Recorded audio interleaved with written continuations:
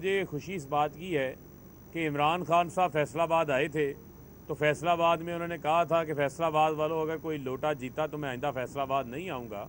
तो मैं फैसलाबाद की आवाम का भी शुक्रिया अदा करना चाहता हूँ कि उन्होंने यहाँ भी एक लोटे को जो है वो बदतरीन शिकस्त दी। और इसी के साथ साथ अब आवाम की अदालत से मुस्तरद हो चुके हैं। अब हम देख रहे हैं कि गुज़िश्ता 2 रोज़ से सारी की सारी नून लीग जो है वो अब इलेक्शन कमीशन की तर्जमान बन गई है। अब ऐसे हाल नज़र आ रहा है कि ये इलेक्शन कमीशन एक आइनी अदारा है, लेकिन उस आइनी अदारे की जो तर्जमान है वो नून लीग बनी हुई है।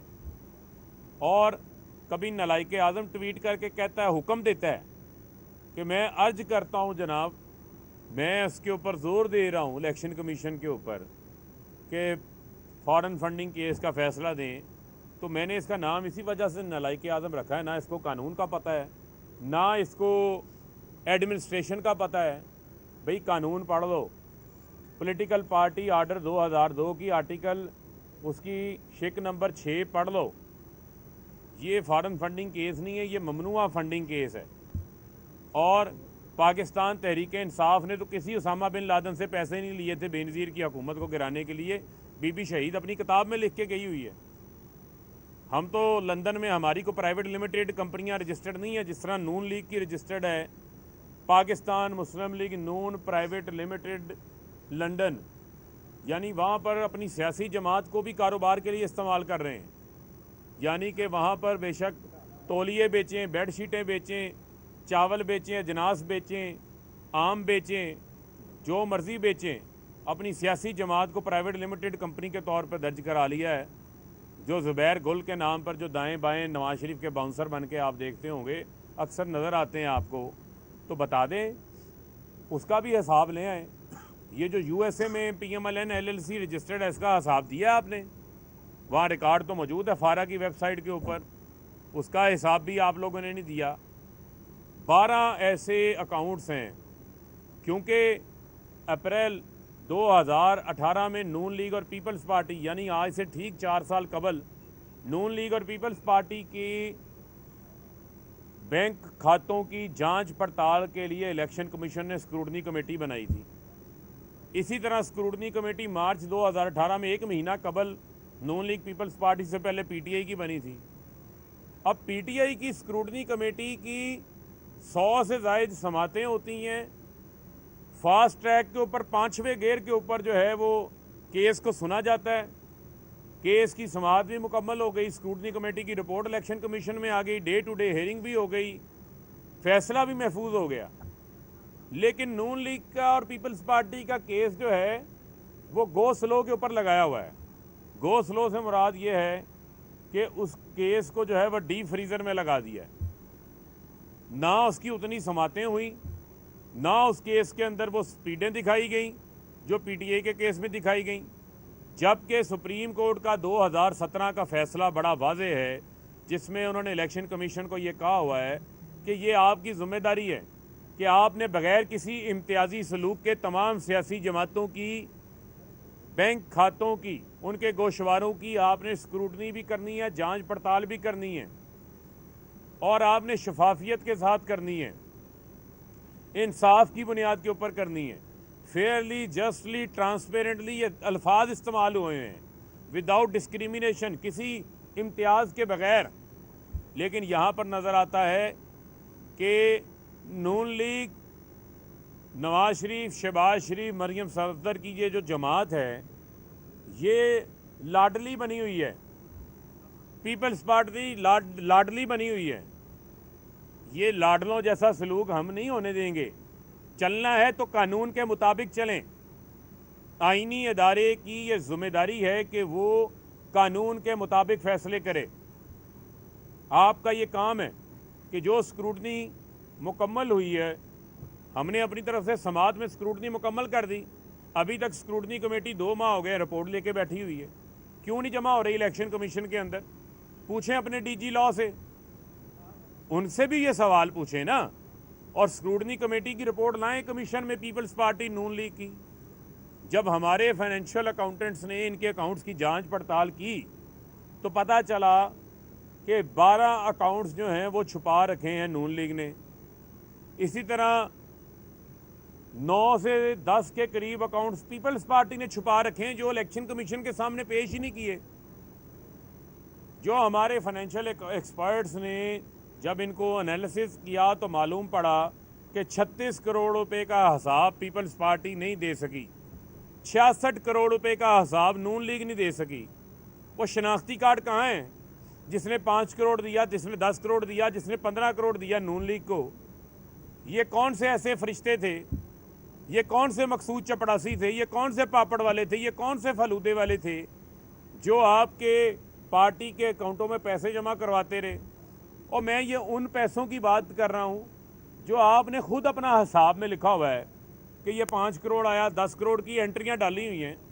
उन लोगों के नाम भी बता दें, पता चले वो दुनिया में हैं भी हैं या नहीं हैं। वो ज़मीन उनको निकल गई है, आसमान निकल गया है, वो कहाँ हैं? उनका कोई रिकॉर्ड दिया इन्होंने? आज तक नहीं दिया।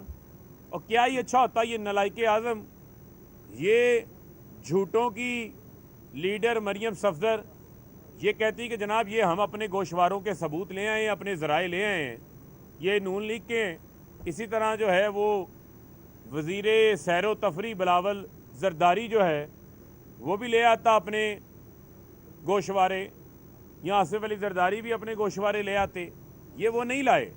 लिहाजा ये बड़ा ज़रूरी है कि इलेक्शन कमीशन पे हमने जब भी कोई तनकीद की है तो जायज़ तनकीद की है। हमारे 5 मेंबरान का नोटिफिकेशन रोका गया, फैसला खिलाफ आइन खिलाफ कानून दिया गया, फ़ायदा हमजा शहबाज को पहुंचाया गया। उसके बाद लाहौर हाई कोर्ट के हुक्मनामे के ऊपर नोटिफिकेशन जारी करने पड़ते हैं। पूरे पाकिस्तान के अंदर पाकिस्तान का शहरी होना चाहिए, वो इलेक्शन जाके मैं चाहे कोयटा से लड़ लूँ, मैं जाके चाहे पेशावर से लड़ लूँ। लेकिन ये चूँकि नून लीग को सहूलत फराहम करनी थी कि वो लोकल पोलिंग एजेंटों को साथ मैनेज करें और धांधली बड़े पैमाने पे करें। जब हमने ये कहा कि हम वो पोलिंग एजेंट्स बाहर से भी बैठ सकते हैं जो बिकने वाले ना हों, जो पार्टी के डेड वर्कर्स हों, जिनको पोलिंग का तजर्बा हो, ताकि इनकी धांधली की स्कीम रुक सके। इन्होंने फैसला जारी कर दिया इलेक्शन कमीशन में नहीं बैठ सकता, वो लाहौर हाई कोर्ट से टर्न अराउंड हो जाता है। अली अमीन की कंपेन कर रहा है। अली अमीन बल्दियाती इंतखाबात के अंदर DI खान के अंदर इलेक्शन कमीशन उसके भाई जो उम्मीदवार है उसको वो सजा दे देते हैं कि तुम्हें डिस्क्वालीफाई कर देते हैं। एक मेंबर इनका इलेक्शन कमीशन का बैठा हुआ है जिसका रेफरेंस सुप्रीम कोर्ट में, वो किसी यूनिवर्सिटी से भी तनख्वाह ले रहा है, इलेक्शन कमीशन से भी ले रहा है, यानी सिंध हुकूमत की एक यूनिवर्सिटी से भी तनख्वाह ले रहा है। तो ये क्या हो रहा है?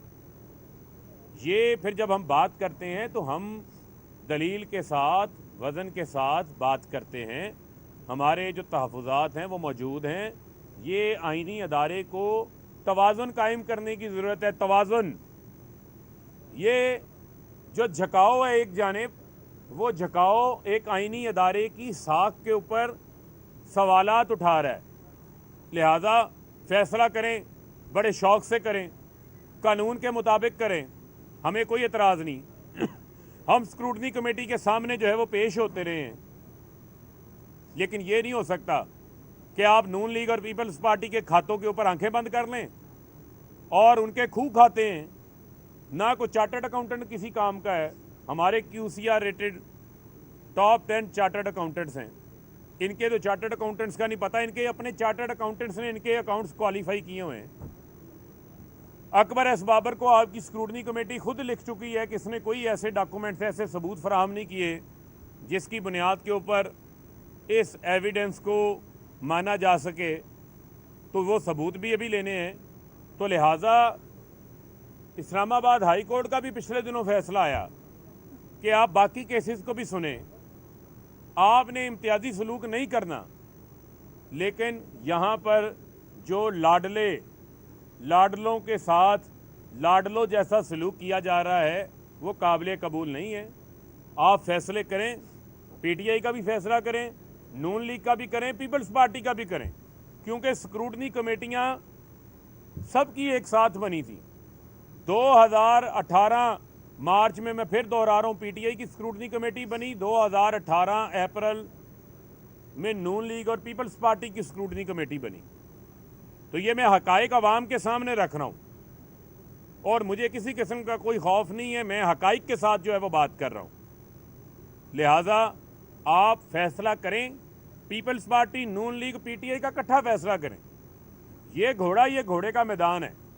हमने तो अपनी स्क्रूटनी करवाई है, लेकिन जो भाग रहे हैं, जो अपने केसेस का नाम नहीं लेते, ले ना, ताकि पता चले इनके अकाउंट्स में क्या बेज़ाब्तगियाँ हैं। स्टेट बैंक की रिपोर्टें आई हैं जो मैंने बताया, जिन अकाउंट्स के बारे में, जो अकाउंट्स पीपल्स पार्टी और नून लीग ने छुपा रखे हैं, वो स्टेट बैंक की रिपोर्ट के मुताबिक हैं। तो लिहाजा उससे हम आपको भागने नहीं देंगे। और ये मैं तमाम मीडिया के लोगों को, रिपोर्टर्स को, एंकर्स को भी आगाह कर रहा हूँ, ये केस के हकायक हैं। और वो लोग जो बड़ी उम्मीदें लगा के बैठे हुए थे कि ये फॉरेन फंडिंग केस है, पता नहीं पीटीआई पे पाबंदी लग जाएगी, पता नहीं पार्टी बैन हो जाएगी, तो कानून को पढ़ लें। ममनुआ फंडिंग केस के अंदर उसकी सज़ा के तौर पे किसी जमात के ऊपर कोई पाबंदी नहीं लगा जा सकती। सिर्फ अगर कोई फंड जिस हद तक अगर वो ममनुआ साबित होता है तो वो फंड बहक्के सरकार जब्त हो जाता है। फॉरेन फंडिंग का केस इलेक्शन कमीशन सुन ही नहीं सकता, उसका दायरा इख्तियार ही नहीं है। वो आइन का आर्टिकल 17 पढ़ें जाकर, जिसमें अगर कोई जमात फॉरेन फंडिंग लेती है, फॉरेन फंडिंग का मतलब ये है कि किसी गैर मुल्क से, गैर मुल्की कंपनी से, मल्टीनेशनल कंपनी से पैसा लेके पाकिस्तान के ख़िलाफ़ काम कर रही हो, मुल्क के मुफाद के ख़िलाफ़ काम कर रही हो, तो उसकी डिक्लेरेशन इंटीरियर मिनिस्ट्री 15 दिन के अंदर अंदर सुप्रीम कोर्ट भेजती है और सुप्रीम कोर्ट फैसला करती है कि ये रेफरेंस दुरुस्त है या नहीं है। तो लिहाजा ये आज ये बात भी मैं क्लियर कर देना चाहता हूँ, बार बार पहले भी क्लियर है, आज मैं वाशगाफ अल्फाज में क्लियर करना चाहता हूँ कि पॉलिटिकल पार्टी आर्डर 2002 की शिक नंबर 6 को मुकम्मल पढ़ लें, आपको मालूम पड़ जाएगा। और जो इस गुब्बारे में हवा भर रहे हैं वो गुब्बारा फट चुका है, अवाम इनको मुस्तरद कर चुकी है, महंगाई इनके गले पड़ चुकी है, आसिफ अली जरदारी का खुदकुश हमला नून लीग को ले डूबा है और अब शहबाज शरीफ की हुकूमत सिर्फ और सिर्फ पीपल्स पार्टी की जियालों की सिंध के ऊपर हुकूमत है। इस्लामाबाद के 20 किलोमीटर पर शहबाज शरीफ मेयर बन चुके हैं, पंजाब की आवाम ने मुस्तरद कर दिया है और जो शहबाज शरीफ की हुकूमत है वो केपीके, पंजाब में पीटीआई, केपीके में पीटीआई, एजेके में पीटीआई, जीबी में पीटीआई, उसके घेराव में आ चुकी है। और आपकी हुकूमत की अब कितनी देर उसने रहना है, नहीं रहना है, ये वेंटिलेटर की हुकूमत का जो स्विच है वो अब इमरान खान के हाथ में है, वो जब चाहें इसको ऑफ कर सकते हैं। लिहाजा बड़ी बड़ी बढ़ के ना मारें। और मेरा मशवरा है कि जो आपका एक वज़ीर जंगल का कानून है उसको जल्द किसी अच्छे डॉक्टर से उसका इलाज करवाया जाए, क्योंकि रस्सी जल गई है, बल नहीं गया।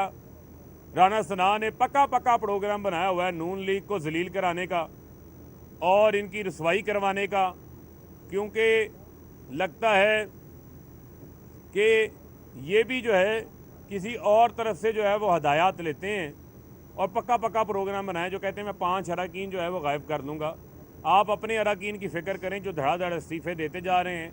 और अब मुझे लगता है कि बहुत कम लोग होंगे जो नून लीग के टिकट के भी उम्मीदवार होंगे। लिहाजा आएँ, मैं चैलेंज करता हूँ बिलावल को, मरियम को, खुल के आएँ मैदान में, कहें कि करें फैसला पीपल्स पार्टी और नून लीग का भी। मैंने तो चैलेंज कर दिया पीटीआई का फैसला करें, लेकिन नून लीग पीपल्स पार्टी के साथ खड़े। और अगर हिम्मत है तो बिलावल और मरियम सफदर मेरा चैलेंज कबूल करें और ऐलान करें, आज करें स्टेटमेंट जारी कि पीपल्स पार्टी और नून लीग का भी फैसला करें, ताकि पता चले कि आपके खातों के अंदर कितने खूह खाते छुपे हुए हैं।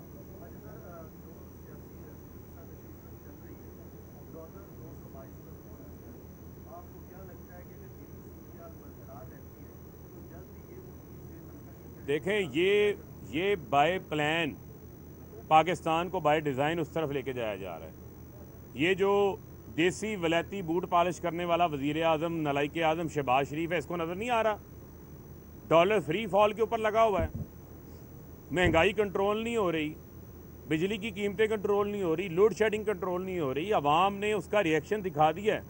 अब भी अगर ये सोए रहेंगे, इनको तो फौरी तौर पर हुकूमत ख़त्म करके इंतखाबात की तरफ जाना चाहिए, ताकि नए इंतखाबात हों, नई अवामी हुकूमत आए और वो आगे फैसला साजी करे।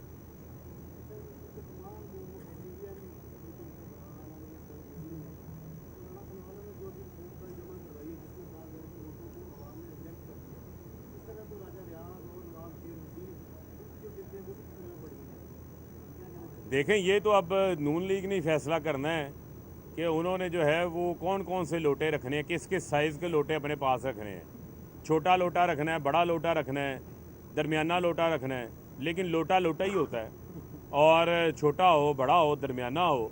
और मुझे तो लगता है कि जो हाल नून लीग के लोटों का इस बार हुआ है, तो राजा रियाज तो की सीट तो मुझे बड़ी ख़तरे के अंदर नज़र आ रही है। और हो सकता है कि जिस तरह पहले उन्होंने पीटीआई के पाँव पकड़ के टिकट ली थी, और अब मुझे कल नज़र आया है कि शहबाज शरीफ के साथ तस्वीर उनकी नज़र आई है, तो वो ऐसा ही लग रहा था कि पाँव पकड़े हुए हैं, बस अभी रोना ही बाकी है। नहीं, वो कल से खबर आ गई है कि साग डार का माया वाला सूट धोबी ने जला दिया है, और मियाँ साहब के जो प्लेटलेट्स हैं वो वापस दोबारा ख़राब हो गए हैं, और डॉक्टर ने उनको फिर से जो है वो सफ़र ना करने की जो है वो राय दी है उनको। मियाँ साहब का हाल यही है।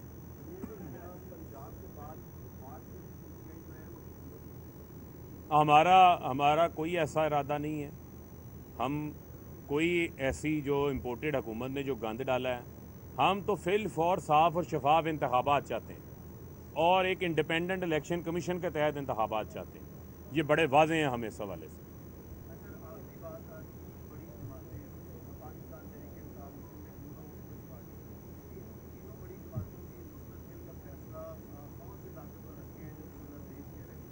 देखें, अब मैं समझता हूँ कि फैसला हो चुका है कि पाकिस्तान की आवाम से बड़ी कोई ताकत नहीं है, क्योंकि पाकिस्तान की आवाम ने 20 हलकों के अंदर तमाम ताकतों को शिकस्त दी है, तमाम ताकतों को, तमाम सियासी जमातें, और उसके साथ वो तमाम ताकतें जो पाकिस्तान की सियासत पे असरअंदाज होती थी, उन तमाम को शिकस्त हुई है।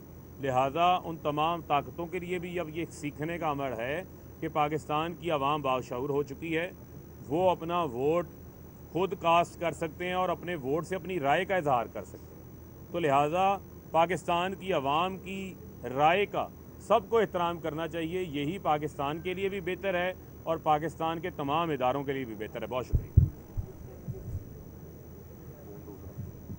पोस्ट कर